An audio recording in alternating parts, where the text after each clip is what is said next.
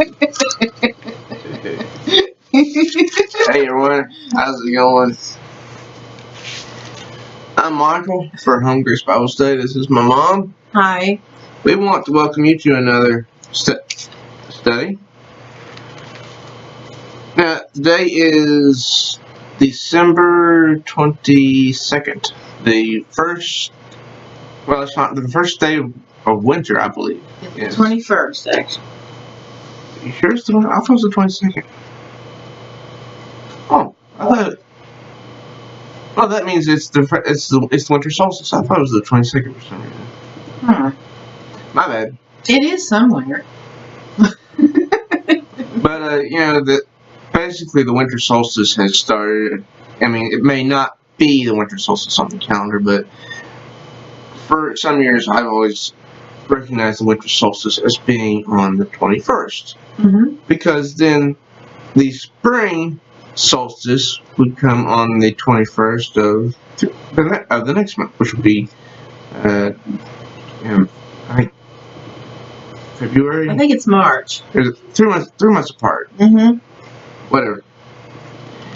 Anyways, we are not oblivious to the fact that this is December and not everybody likes this month. And there are some people who, for whatever reason, are sad or depressed during this time of the year, as opposed to the rest of the year. They might be hunky-dory. But this time of the year brings out the depression in people, and I can understand that because I can remember winters past looking out and seeing the sky is like so pale, and then against that are trees that are totally barren with no leaves, and it's cold. But for some reason, people focus on their loved ones, which have passed on, and I do know of someone in particular that lost her husband on December 22nd, a long time ago, and so this year is especially hard for her. So today we are going to try our best, Lord willing, to help you remember not to despair during Christmas. Because now this is kind of morbid, but it's something that we remember and we want you to remember as well. No matter how bad you have it, somebody, somewhere has it worse. Yes. And I know that's kind of depressing, but it's true. Now, there was a character in the Bible, in the Old Testament in particular. His name was Job, not Job. I swear to goodness, I saw a YouTube video a while back. Somebody actually called him Job. I couldn't believe it. And I'm just... Looks like me and Melchizedek. I'm just sitting there, and I'm like, Job? Seriously, this dude just called him Job? I mean, that's a description of what a person does. And I just had to laugh. Maybe it was a mistake. But if you have ever read the story of Job, you know that this dude went through a lot, and we're not going to go through everything because, frankly, it can be rather depressing. And before we start, we read from the King James Version of the Holy Bible. So we request that you please follow along with the King James Version of the Bible. And if you don't have a King James Version of the Bible, please go to BibleGateway.com and select King James Version from their pull-down menu there at the top right-hand corner of the screen, and then type in Job 1 and then hit enter, so you'll be on the same page as us. And we're reading Job chapter 1 verses 13 to 22. And would you like to trade off on that? Let's see. And by the way, Mom has her new glasses so she can see to read now. I'm gonna try. Well, she's going to try anyway. Okay, let's see. Number 113, right? Right. You gonna read to the folks at home? And now you get back on camera to give me the eye. I think probably I can't see it. I can see it, I just am unfamiliar with it. Okay. I know 25. Well, that's in chapter 19. This is, the chapter 1 gives us a little background on Job. It shows us what happened to him, because in chapter 19 we read some encouraging words from him. And so before we read the encouraging words, you have to know why he expresses those encouraging words. It's like you can't put the cart before the horse. So if you want me to read the verses, then I'll read it. Go forth. Job chapter 1, I'm starting verse 13 and probably going to the end of the chapter. And there was a day when his sons and daughters were eating and drinking wine in their eldest brother's house. So apparently, each one of them had their own place to live. Verse 14. And there came a messenger unto Job, and said, the oxen were plowing, and the asses feeding beside them, and the Sabines fell upon them, meaning the daughters and brothers, his sons and daughters, and took them away. And of course, beings are not going to grab the children and just, take them off to some hiding place. No. That means they were killed. So, yea, they have slain the servants with the edge of the sword, and I am escaped alone to tell thee. Verse 16. While he was yet speaking, there came also another, and said, the fire of God is fallen from heaven, and hath burned up the sheep and the servants, and consumed them, and I am escaped alone to tell thee. Verse 17.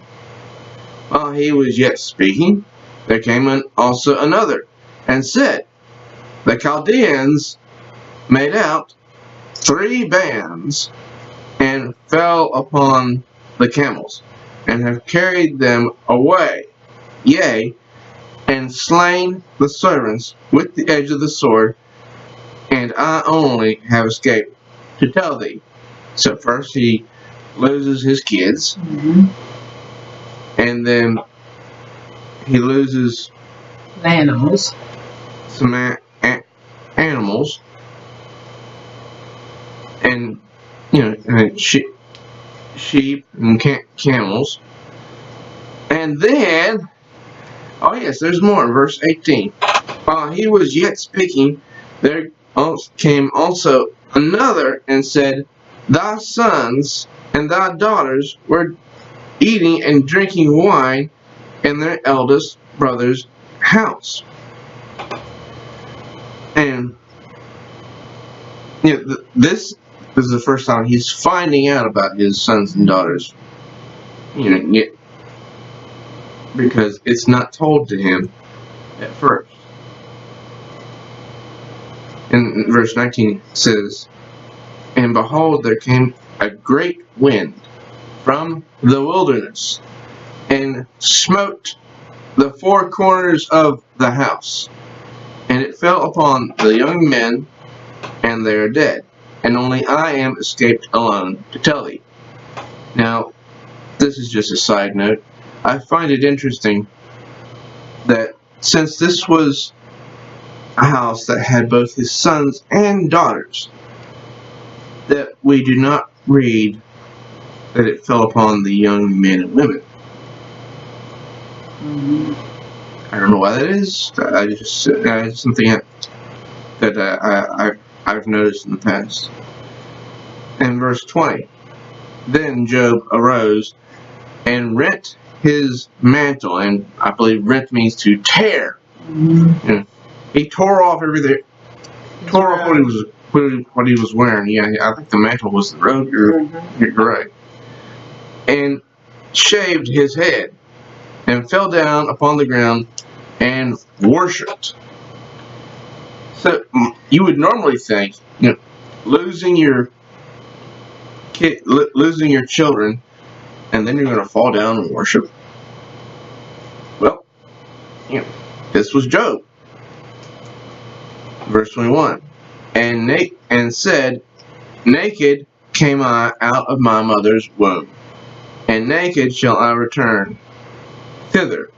The Lord gave, and the Lord hath taken away. Blessed be the name of the Lord." In verse 22, "In all this Job sinned not, nor charged God foolishly." Now, some people,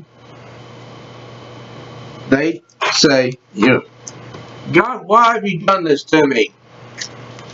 Because they automatically think, it's God's fault.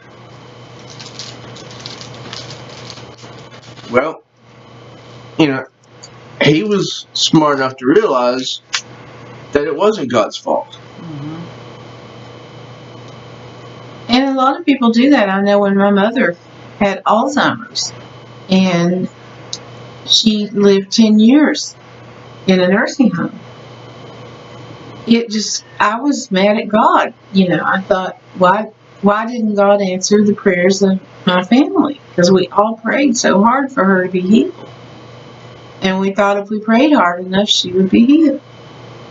And then, finally I came to realize years later that God was sad too, that she had to suffer like that. And that he didn't cause her or strike her down with Alzheimer's.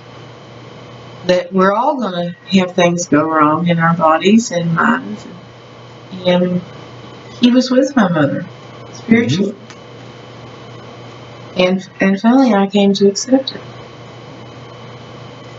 But Job, right off the bat, knew he didn't have to have hard feelings. Exactly. And we realize that you folks, those few of you that do follow our channel, that it's not easy to compare what you're going through to what Job went through, because I'm not sure how many children he had, but I'm sure it was several. But he lost everything, and he did not give up. Even in the next chapter, he's stricken with boils, and his wife says,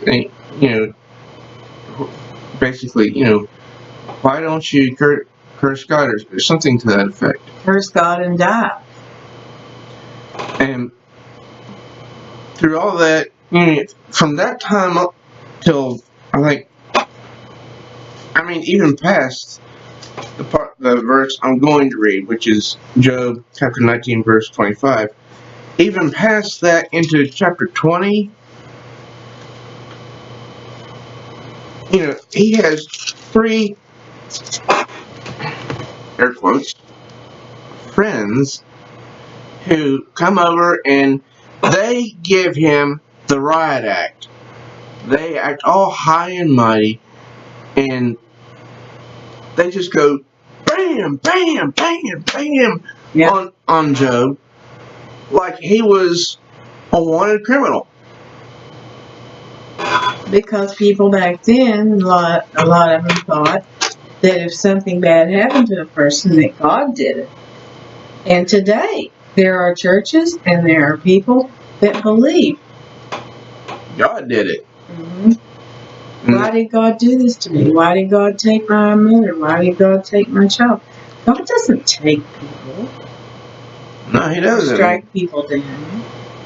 I mean, the mythical god Zeus did, but the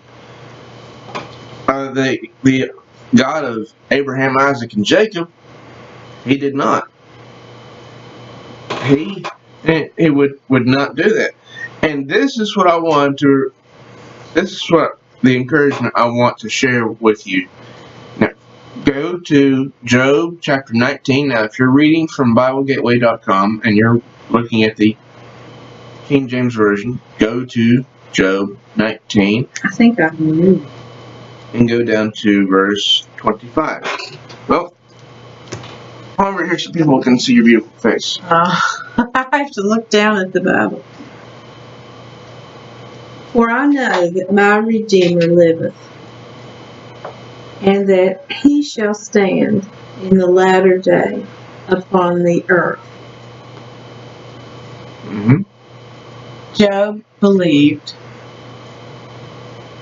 that his Redeemer would come to the earth. He believed in He hope. was talking about God. Even though all this stuff had happened to Job, Job did not despair or think that God had done this to him. And he didn't curse God. He never did. And even after his three friends talked so bad to him, Mm-hmm. I mean, from chapter 2 all the way through chapter 20, they are riding him so hard. And at that point, it would have been easy for him to give up and say, oh, to heck with this. I'm fed up with this. I don't want to talk to my friends anymore. I don't want to think about God anymore. I just want to be by myself now. But no, he did not give into that. He listened, but he didn't. They didn't win him over to their attitudes and their thoughts. No, they didn't. I haven't read Job in quite a while, but I do not remember them ever winning their argument. No, and finally God speaks in the end, and God reprimands them for the things that they said to Job. And even in chapter 21, Job describes, what happens to wicked people. But even in chapter 22, one of his friends also starts in on him again. And it's like these people will not let up on him. They keep on him almost throughout the entire book of Job. It's almost like Satan had them talking to him like that. And Job is a very long book. And Job believed in the resurrection. He did. Even says in 26, even though my skin and I have worms and everything else, I know that I will see God. Yes, just like, and you can also cross-reference this with John 11, verse 24, where Martha confesses that she knows that she will be there to see the resurrection, if I remember correct. And Jesus said to her, I am the resurrection. Now, I know what some of you are thinking. Hey, it's easy for you to sit there in your comfortable home and tell us we shouldn't despair when you're not in our shoes, and so on and so on. Yep, I get that. And mom gets it as well. It's hard. It's really hard. But to say that we have not gone through some stuff this year ourselves would be a lie. Because as some of you know, Mom has gone through eye surgery, two eye surgeries on her left eye this year, and that's not even the worst part. I mean, that's pretty much a cakewalk. The surgery was pretty much a cakewalk compared to everything you had to endure before that, and even after. You know, the inability to see. Yeah. I mean, you weren't blind, but you were handicapped to the point where you couldn't see like you used to be able to see. And so she knows what hardship is. It might not be your hardship, but it's hardship. Everybody has some sort of hardship. But we do have some more encouragement for you. If you will please go to, I believe, is it 2 Corinthians? I bookmarked it. Yes, 2 Corinthians. Let's see. All right, now this is our apostle Paul talking about a vision that he had. What chapter? 12. 2 Corinthians chapter 12. Apostle Paul talking about a vision that he had. And let me see if I forgot the exact verse. Oh, it's verse 7. I think if I had that bigger man. Okay. This one's a little too strong. But yeah, this is much better. Okay, would you like to read verses... I can't find it. There it is, I found it. Verses 7, 8, and 9? I'll try 7. Okay.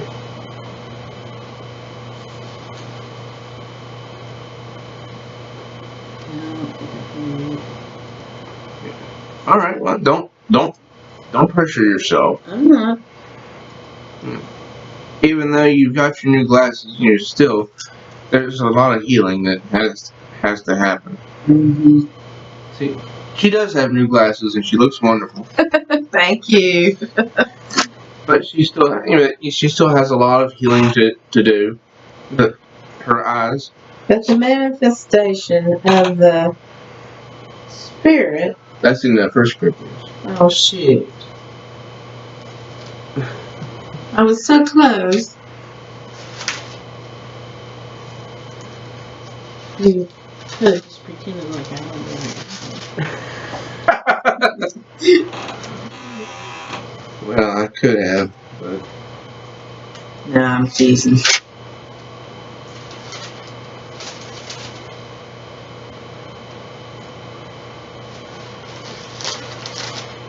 John chapter 12. I did. Verse 7. Mm-hmm. Verse 7.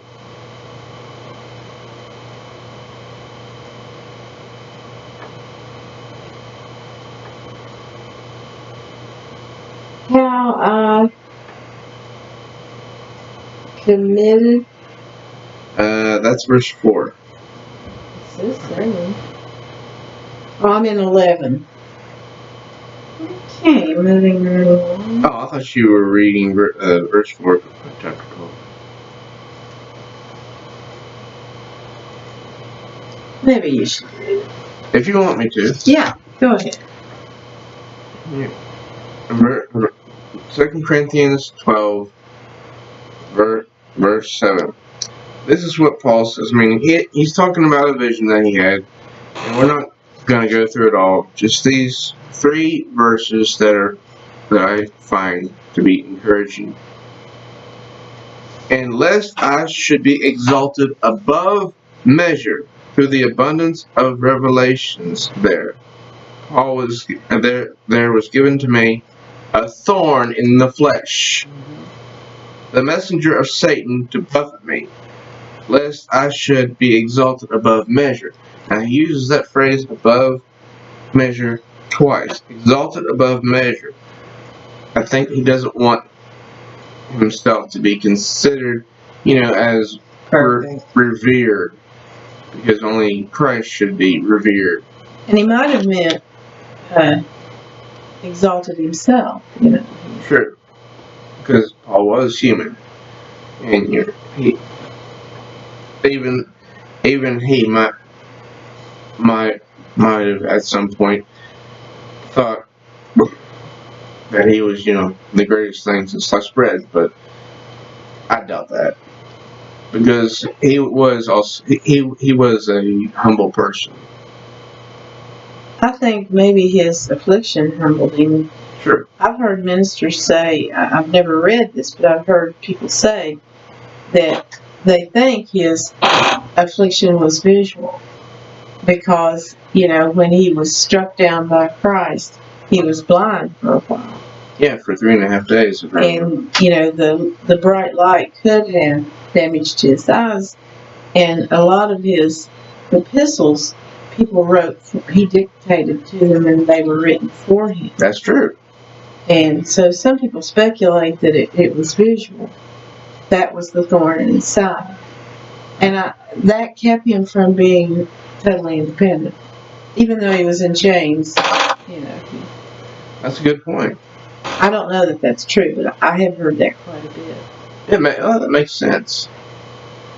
He says in verses 8 and 9, "For this thing I besought the Lord thrice," that's 3 times, "that it might depart from me, it being the thorn in his flesh." Verse 9, "And he said unto me," now before I read anything more, I have to point this out. Some people say, "Well, I follow what's written in the red letter." The red letters of Matthew, Mark, Luke, and John. Well, folks, I don't know if you can see this or not, but there's some red letters right there. And that's in 2 Corinthians chapter 12. A epistle that's not part of the 4 Gospels, as they're referred to. Just that you might want to know about that, in case you have never read 2 Corinthians. "And he said unto me, My grace is sufficient for thee, for my strength is made perfect in weakness." That's true. "Most gladly, therefore, I will rather glory in my infirmities, that the power of Christ may rest upon me," Paul says. And then he also says in verse 10, "Therefore I take pleasure in infirmities, and reproaches, and necessities, and persecutions, and distresses for Christ's sake, for when I am weak, then I am strong." And that's what we want you to know, is that no matter what it is you're going through, don't despair because it's Christmas. Stay your course. Yeah. Try attempt to keep focused on the present. We're not saying to forget about what happened in the past, but try to stay focused on the present, about your friends, family, loved ones, getting together with those who are close to you or who are dear to you, if they're near or far, and try to keep yourself grounded in the present. It's very important this time of year, because I know, like I said earlier, some people find this time of year very depressing. Because they miss. I miss my daddy and my mother and my brother. And I know I'll see him again someday. And Mom's own dad and brother did not die in December, but she still misses them. I miss them every day, but it's worse at Christmas, and I think it's because Christmas is a time when families get together and laugh and eat together and give gifts and sing and just really have a warm time. And even though you enjoy those times, they're gone. For me, But now I have dinner times. Michael and I have times, and his dad is with us. The three of us have a wonderful time. We've created our own memories without those people. And it happens. The longer you live, you start losing loved ones. And you just can't do anything. And it's okay to cry or to talk about them. And, but I try to think about what could I do to cheer somebody else up or to make somebody else, maybe it'll cheer me up, or, it's not easy. Just a little piece of advice from me is never call a cry good, because there's never a good cause for a cry. Now, it is a release of tension that's built up inside emotionally. So, a better phrase would be have a good release by crying. But there is no such thing as a good cry, because the cry brings on despair, sadness, and everything else that goes with it. So there's no such thing as a good cry. I was reading a comic book recently featuring Jen Walters, also known as She-Hulk, and it opens up where she's going to a trauma support group because she had gone through trauma. She was beaten and put into a coma by a really huge guy by the name of Thanos. And so she had to survive that.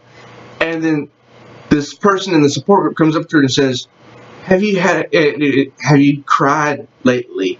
And then she starts thinking about, what's with these people? Anyways, sorry to get sidetracked, but before we go, I do want to read the gospel in case you're a new viewer to our channel. Now, this is what Paul was all about, is spreading the news about the gospel. 1 Corinthians chapter 15 is where you need to be. Follow along with us, verses 1 through 4. Moreover, brethren, I declare unto you the gospel, which I preached unto you, which also ye have received, and wherein ye stand, by which also ye are saved, if ye keep in memory what I preached unto you, unless ye have believed in vain. For I delivered unto you first of all that which I also received, how that Christ died for our sins according to the Scriptures, and that he was buried, and that he rose again the third day according to the Scriptures. Now, what I want to point out here is Paul refers to himself 5 times. 5 times. And there's a reason for this. He's in verse 1, he says, I declare, I preached. Verse 2, he says, I preached. Verse 3, he says, I delivered, I also received. And he says, why did he say this? Why did he refer to himself 5 times? Because he's the one declaring the gospel, not a gospel, but the gospel, the only gospel that people can be saved by in this current age of grace. And where did he get this gospel? He got it from the ascended Lord Jesus Christ. That's right. He received it. You can find that in Galatians chapter 1, verses 11 and 12. He was chosen by Christ to receive it and to deliver it throughout the world. And he did. Yes, he did.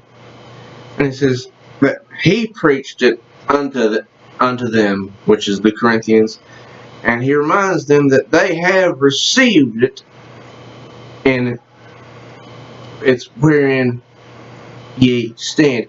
That they stand on this like solid rock foundation. And it reminds them, by which also ye are saved. Yes, the gospel saves people, if you keep in memory what I preached unto you, unless ye have believed in vain. They have to believe, keep in memory what he preached unto them.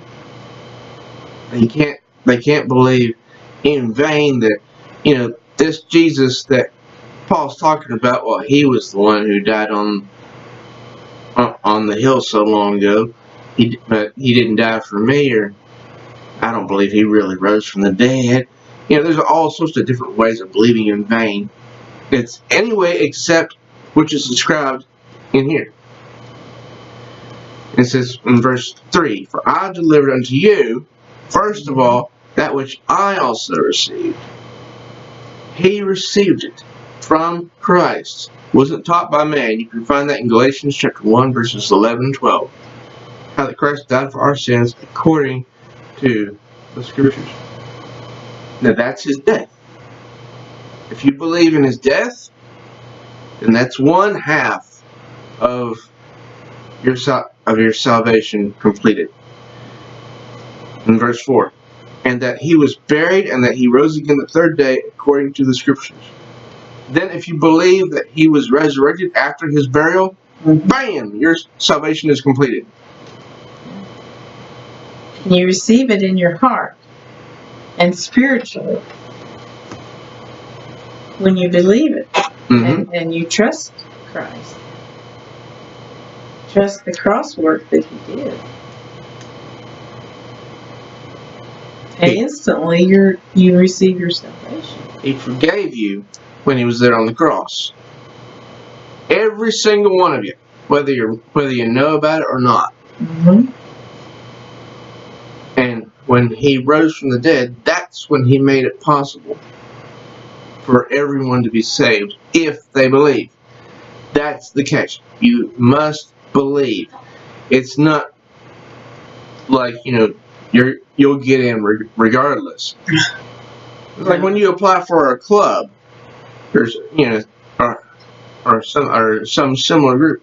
I'm sure there's a certain amount of questions that a person's asked, or a certain amount of requirements that must be met first. Or money they have to pay. Yes, that too. Very good point. Well, the only requirement here is you must believe that he not only died, but he rose from the dead for you. I'm Michael from Grace Bible Study. This is my mom. We have had a good evening talking to you all this evening, and we hope that you have a very Merry Christmas. And on Christmas Eve, we might be back with another video, either reading or maybe singing carols. Who knows? But until then, please do subscribe to our channel if you're new, and smash that bell so you'll be notified of all new uploads. And please do like this video and share it with others that would enjoy it as well. Thank you so much. Yes, we thank you so much for that. Till next time, everyone.